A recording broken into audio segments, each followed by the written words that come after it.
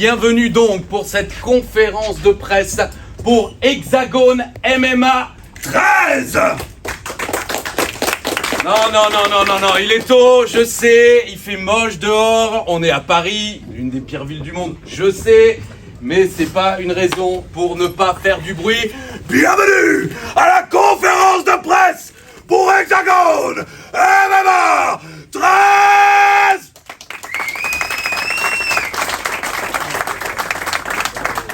Je ferai pas mieux.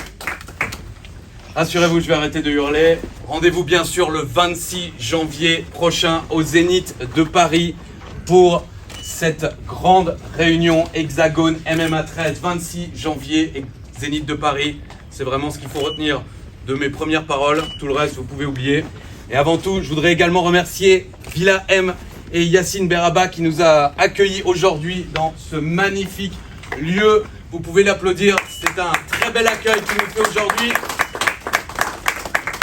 Et j'ai appris tout à l'heure, ça également, vous pouvez en parler, que désormais des cours d'arts martiaux mixtes de MMA sont désormais ouverts, disponibles à tous ici à la Villa M. Donc n'hésitez pas à faire passer l'information. Hexagone MMA, diffusé dans plus de 150 pays grâce à DAZN. En seulement 2 ans, ce sont 4 pays visités, 7 villes en France, avec notamment des lieux incroyables comme le Théâtre Antique d'Orange, les arènes de Béziers, l'Arena Futuroscope et bien sûr le Zénith de Paris où nous serons de retour le 24 janvier prochain. En 2024, ça sera 15 shows organisés avec déjà annoncé le 10 février à Dijon, les billets sont déjà en vente, le 15 mars à l'Arena Futuroscope, le 24 mai à l'Arena de Reims et bien sûr le 26 janvier à la légendaire salle du Zénith de Paris. Maintenant que j'ai bien crié, laissez-moi vous présenter les personnes qui sont autour de moi. Je sais que pour certaines d'entre elles, il n'y a absolument pas besoin de présentation. Peut-être pour ce monsieur, qui est peut-être le moins connu des 4 personnes devant, mais pas forcément le moins important puisqu'il s'agit du cofondateur de Hexagone MMA. C'est lui, Jérôme Pourrut et son frère Laurent Pourrut qui ont lancé cette ligue il y a 2 ans de cela et avec le succès que l'on connaît et qu'on pourra vérifier d'autant plus du côté du Zénith de Paris. La deuxième personne que j'aimerais vous présenter est une ceinture noire de judo, sport qu'il a commencé à 7 ans. Il a déjà impressionné son monde avec 2 victoires par soumission lors de ses 2 précédents matchs. De plus, il a la particularité de pouvoir aller voir ses adversaires à l'hôpital en dehors des heures de visite, puisqu'il est infirmier de métier. Déterminé à rajouter une victoire de plus à son palmarès, il sera de retour dans la cage, chez lui, ici à Paris, pour Hexagone MMA 13, le 26 janvier, mesdames et messieurs, Nassim Belouachi!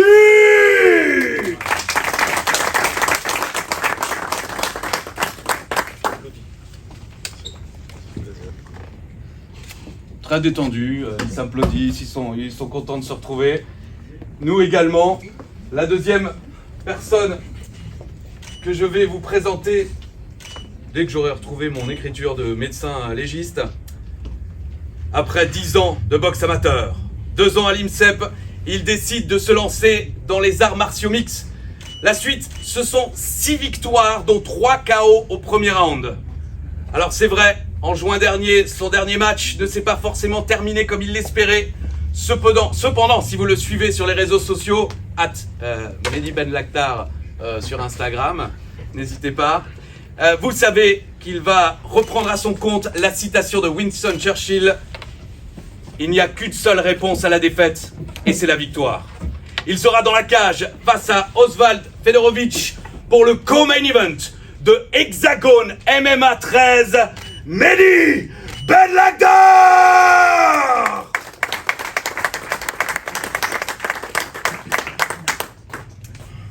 Et enfin, ai-je vraiment besoin de le présenter? Ceinture noire de karaté et de jiu-jitsu, il est le créateur de contenu numéro 1 dans sa discipline. Après avoir créé l'exploit de mettre le feu au Théâtre Antique d'Orange et la clim à son adversaire dans une soirée. Ils ne sont pas nombreux à l'avoir fait. Il sera le main event face à Martin Horski au Zénith de Paris. Grégory Bouchlaghem, qu'on appelle également Greg MMA.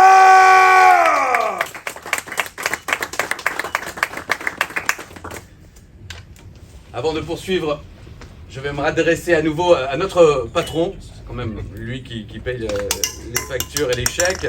Donc on était obligé de le faire parler. Des petites questions, mon cher Jérôme. Le bilan de cette saison 2023 pour Hexagone MMA, qu'est-ce qu'on doit retenir? Alors, il n'y a pas de micro là. Eh bien, on va retenir beaucoup de positifs. L'année 2023 nous a placés sur l'échiquier du MMA à la fois français et européen. On est très fiers du travail accompli. On a fait beaucoup parler de nous, notamment pour les choix des shows. On a fait le Tour de France. D'ailleurs, beaucoup de personnes me disent « Mais pourquoi vous appelez Hexagone MMA? On combat dans une octogone. » Pourquoi? Et bien, en fait, tout simplement parce que Hexagone MMA, c'est un petit peu la ligue du MMA de la France. On fait le tour de notre hexagone. Pour ceux qui ont suivi, on est allé à Paris, bien entendu, la capitale de la France. Et on a suivi, on a fait le tour de la France. On est allé aux arènes de Béziers, comme le disait Christophe, le Théâtre Antique, on a fait Nantes, on a fait le Futuroscope de Poitiers. Voilà, c'est vraiment notre ADN. L'ADN, c'est à la fois de coupler la province, comme on dit ici à Paris, moi j'appelle ça les régions, mais vous le savez, moi je suis de Toulouse, et aussi avec des combattants notables et à forte notoriété. Alors on avait commencé avec une très belle signature, on en est toujours très fiers. On avait annoncé Mehdi Ben Lakdar au mois d'avril. On avait enchaîné avec une surprise qui avait vraiment choqué tout le monde avec le retour à la compétition de Greg MMA. Et on a continué notre très belle année en termes de recrutement sportif avec Ibra TV. Et on sait toute l'histoire qu'il y a potentielle avec Greg MMA. Donc voilà, l'idée c'est de grandir. L'idée, c'est pas de s'arrêter sur cette saison 2023 qui a été exceptionnelle, c'est vraiment de continuer dans cette vocation. Voilà, les lieux, les combattants, ça va être vraiment dans notre ADN et je peux vous promettre vraiment une année 2024 qui va promettre énormément de surprises.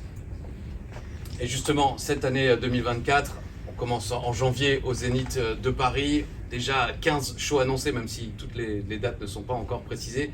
De nouvelles villes, de nouveaux pays également à explorer? Alors, il y aura effectivement 15 dates cette année. Vous le voyez, on a déjà annoncé 4 dates, comme Christophe le disait. La semaine prochaine, on va vraisemblablement en annoncer une, voire deux. Les lieux iconiques de la saison 2023 vont être à nouveau dans le calendrier, mais ça sera une information que l'on livrera bientôt. Voilà, vraiment l'idée Hexagone MMA, c'est bien entendu de privilégier les belles villes françaises, mais aussi l'étranger. Et ça aussi, on fera des annonces, on commencera à voyager sur le deuxième semestre de l'année prochaine. Et pour finir, est-ce qu'il y a des projets particuliers, des choses inattendues auxquelles on devrait s'attendre pour la suite de Hexagone MMA? Alors Christophe, si tu veux des infos aujourd'hui, on va vraiment parler de Paris. Ce que je peux vous dire, c'est que le show du Zénith de Paris, comme je disais en rigolant à un des journalistes présents, on n'a pas Doumbé mais on a les idées et je peux vous garantir que le Zénith va être rempli et surtout parce qu'on a des combattants dont le roster, dont la légitimité sportive est là et je suis extrêmement fier d'avoir Nassim, Greg et Mehdi à mes côtés pour représenter Hexagone MMA. Merci Jérôme, je pense que vous pouvez l'applaudir. Merci. Jérôme Pourut, qui répondra bien sûr après, si vous le souhaitez, à vos questions. Je ne suis pas certain que ça se batte pour... bien sûr. Mais voilà. Nassim. Oui. La dernière fois qu'on s'est vu à Hexagone MMA, tu avais expressément demandé en direct à la télévision à te retrouver sur le show du Zénith en janvier. Visiblement, ce que Nassim obtient. Je pense que j'ai eu les bons arguments dans la cage. Ça m'a permis de finalement être sur la carte. Ça me fait plaisir de combattre à domicile à Paris, au Zénith qui se trouve à moins de 500 mètres de chez moi. Donc ça va être une bonne expérience, je pense, de pouvoir vivre cette Fight Week à la maison. Et vraiment à la maison cette fois-ci parce que bon, on a à la fois le lieu qui est le domicile, on a à la fois l'endroit auquel les endroits dans lesquels je m'entraîne qui sont aussi à Paris. Donc on a une prépa complète qui se fait sur Paris, avec une Fight Week sur Paris et j'espère une belle soirée avec une belle victoire sur Paris. Ça sera sur Paris, vraisemblablement. Il semblerait. Les mots qu'on doit retenir, Il c'est semblerait, Paris. mais après, ce qui est bien aussi, c'est qu'on me propose un bel adversaire. Je pense que j'ai pas encore le droit d'en Si tu parler. peux, donc je c'est signé. L'encre est fraîche depuis ce matin, Ah, 6h, ok. donc tu peux l'annoncer. Ah, nickel. J'ai un adversaire qui est très bon, qui s'appelle Magomed Kadjimagomedov, qui est invaincu, qui est très bien classé en Europe. Je suis un athlète qui aime me challenger. Je trouve que c'est un bon challenge et qu'on va offrir, je pense, un des meilleurs fights de la soirée. J'apprends le nom de ton adversaire en même temps que la presse et Voilà. une préparation, oui. Et je Jérôme. me permets de compléter le propos. Le palmarès donc de l'adversaire de Nassim, c'est 5 victoires, beaucoup de KO et surtout il est invaincu. On va faire en sorte de lui rajouter une défaite dans son palmarès, enfin sa première défaite. C'est l'objectif et je pense qu'on va réussir à atteindre cet objectif. Et donc pour cet adversaire, jusqu'à présent, invaincu, une préparation particulière, un état d'esprit particulier? Le même état d'esprit que sur les derniers fights. Quand j'accepte un fight ou que j'accepte un challenge dans ma tête, c'est que je suis capable de le battre. Je me sens plus fort que mon adversaire sur pas mal de points et je le montrerai le soir du fight. Ah bon, on l'a dit, tu seras chez toi, tu auras le public à tes côtés. J'aurai le public évidemment. La différence se fera peut-être aussi de ce côté-là. En Ouais. tout cas, un dernier mot avant ce rendez-vous donc du Zénith où tu rêvais d'y être et tu y seras.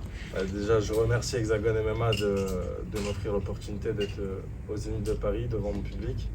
Je pense que pour l'ensemble des médias et même du public qui regarderont après les interviews, je pense qu'il ne faudra pas rater cette date, être présent ce soir-là. Le show va être intéressant, va être spectaculaire et on aura du très beau spectacle au niveau MMA, que ce soit technique, que ce soit un show au niveau de l'événement. Donc soyez présents. Bien, mesdames et messieurs, je pense que vous pouvez l'applaudir d'ores et déjà. Et je vous donne rendez-vous au Zénith en janvier pour Hexagon MMA 13. Passons à midi, tranquillement, posé. Le co-main event de ce Hexagon MMA 13. Je l'évoquais tout à l'heure avec le sourire et je l'ai fait avec d'autant plus d'assurance que je te suis sur les réseaux sociaux, donc n'hésitez pas à faire de même. Et j'ai vu avec quelle grandeur tu as réagi au lendemain de cette désillusion lorsqu'on s'est vu pour la dernière fois. C'est quelque chose qui va, j'imagine, te surmotiver pour le Zénith en janvier. Ouais, c'est quelque chose qui me surmotive. On n'envisageait pas ce scénario. On envisage la défaite en tant que combattant. On se dit, quand on met un pied dans la cage, c'est pile ou face. Il n'y a pas de surprise. On n'a pas un autre résultat à part le match nul, mais c'est assez rare. C'est vrai qu'on a été bizarrement surpris, parce qu'on ne s'attendait vraiment pas à ça. Maintenant, ça fait partie, en tout cas de mon histoire. Ça fait partie de mon histoire et on l'accepte, on l'a accepté. Et maintenant, on regarde de l'avant, on va de l'avant, on a appris de cette défaite. Et pour Paris, en tout cas, on va faire en sorte de montrer d'autres choses. Voilà. Au niveau de la préparation, est-ce qu'il y a des choses particulières qui vont se faire pour ce combat de co-main event à Hexagon 13? Beaucoup de réglages ont été faits par rapport à mon dernier combat avec Tonton qui arrive là. Il pose la petite école. Ouais, c'est ça. Et Johnny Frachel notamment. J'ai la chance à l'US Métro d'être dans une salle où on a énormément de profils. Il y a Nassim, on s'entraîne ensemble, on est partenaires d'entraînement. Donc et j'en vois plein ici, là. Je vois Mika, je vois Alfandari. Hein. Et en vrai c'est cool d'avoir autant de profils. Et du coup ça nous permet de de varier les styles, de s'entraîner avec plein de styles. Mais voilà, le plus important, c'est qu'on pense en tout cas avoir fait les bons réglages par rapport au résultat de mon dernier combat. C'est peut-être plus anecdotique, mais pour le grand public, le MMA, c'est aussi un show. Et s'il y a bien quelqu'un en France qui sait mettre le show, c'est toi. Ton entrée lors de la dernière prestation avait fait beaucoup parler. Est-ce que tu prépares quelque chose? J'imagine que tu ne voudras pas en dire plus, mais est-ce que tu prépares déjà quelque chose, que tu as une idée pour une entrée spectaculaire? Ouais, je dirais surprise. Ok, merci. Surprise, c'est bien. Oui, ça m'aide beaucoup, oui, surprise, oui, effectivement. Merci Marcel Béliveau pour les... Ah non, il n'y a pas de vieux, mais tant pis. Surprise. Oui, voilà. Il y a un vieux. Je ne peux pas trop le dire parce qu'il pourrait me casser la figure. Ben justement, non, quand même. Mehdi, en parlant de vieux. Mehdi, vous pouvez également, évidemment, l'applaudir très fort. Qui nous donne rendez-vous pour le premier événement.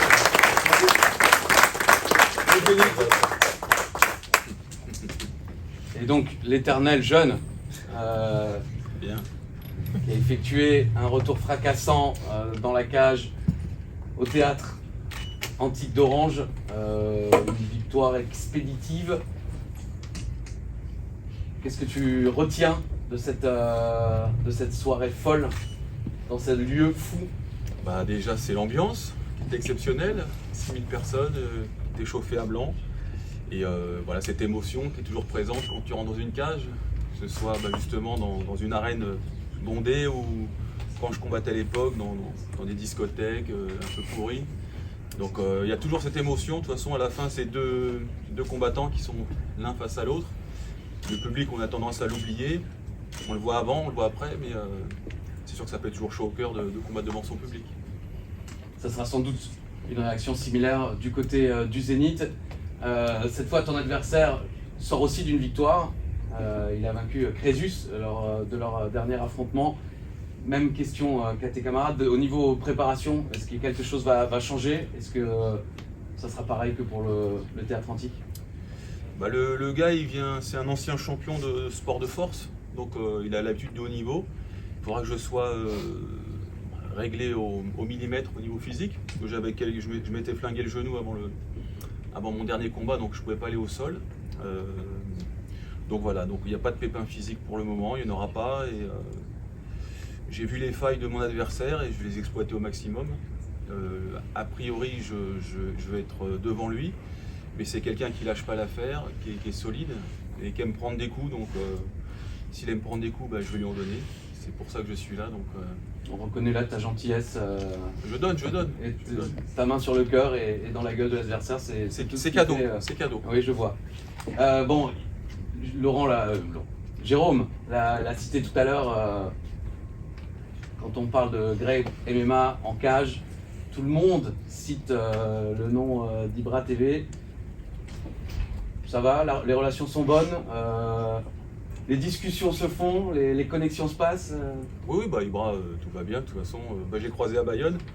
Du coup, il m'a vu à Bayonne, il est parti aux États-Unis pour s'entraîner. Donc voilà, il prend le combat très au sérieux et il a raison. Et ça va être bouillant. Donc il veut le faire, je veux le faire et tout le monde veut le voir, que ce soit les puristes ou les gens lambda qui veulent voir du spectacle de youtubeurs qui se tapent dessus. Donc c'est quelqu'un que j'apprécie, je sais que c'est un gros bosseur et moi aussi j'en suis un, donc on va pas prendre qui que ce soit à la légère et on va se faire un très beau combat courant 2024. Très bien. Puisque tu es un grand communicant, un dernier mot pour donner envie aux futurs spectateurs du Zénith de nous rejoindre pour Hexagone MMA 13. Déjà la carte sera très belle avec mes deux copains là sur le côté, donc, qui sont des combattants redoutables qui offrent du spectacle. Hexagone MMA justement il met l'accent sur le spectacle. Je me rappelle qu'à Orange il n'y a eu que des combats au finish. Donc moi c'est ce que j'aime quand je vais voir un spectacle. C'est voir des KO, des soumissions. Je vais pas mentir, j'aime bien voir du sang aussi, des bras qui sautent. Voilà, c'est mon côté voyeur et si je peux participer à ce spectacle en faisant sauter un bras ou en cassant une gueule, c'est parti. Hein. Très bien, bah, ça fera de belles citations. Si je peux faire sauter un bras, c'est parti. Je pense que voilà, j'ai cité Winston Churchill. Il est d'accord? Il faut donner le soir. T'es d'accord? Ouais, faut donner un peu. Et bah, il faut donner. Il faut donner. Et bah, dans quelques instants, vous allez vous donner, mais vous pouvez également, bien sûr, applaudir Greg MMA. Je vous donne rendez-vous à Hexagone MMA 13 au Zénith. Et désormais, dans quelques instants, bah, vous allez vous changer. Il me regarde comme si c'était pas. Si, c'est prévu. Petite séance d'entraînement. Après, vous pourrez évidemment avoir les combattants en interview one-on-one. Mais pour l'instant, effectivement, petite séance. Chacun son tour, je crois. Hein. C'est organisé ainsi. Et je crois qu'on a un mot de notre attaché de presse que vous avez certainement déjà rencontré. Vous pouvez l'applaudir! C'est l'ambiance. Juste pour cette deuxième partie, le temps effectivement qu'ils puissent aller se changer et faire la démonstration. Ceux qui veulent prendre des viennoiseries, de quoi boire, vous avez. Et c'est surtout qu'on va en fait décaler les chaises. Donc ceux qui veulent rester à filmer, prendre des photos, vous pouvez rester de ce côté-là. Et en fait, on va décaler le kimono ici. Et ceux qui veulent se mettre sur le côté et donc debout pour regarder la démonstration, vous pourrez vous mettre sur le côté. C'est juste qu'il y ait de la place pour tout le monde et que vous puissiez voir. Vous pouvez prendre des photos ou autre, c'est comme vous voulez. Donc juste nous laisser le temps juste de décaler les chaises. On vous demande pas de le faire, mais justement, il y a tout ce qu'il faut au bar derrière vous. Merci beaucoup. Et ceux qui sont avec les caméras photos, c'est comme vous voulez. Soit vous pouvez vous décaler un petit peu en fonction de la prise de vue que vous voulez avoir. Et nous, juste le temps qu'on installe tout ce qu'il faut. Merci beaucoup.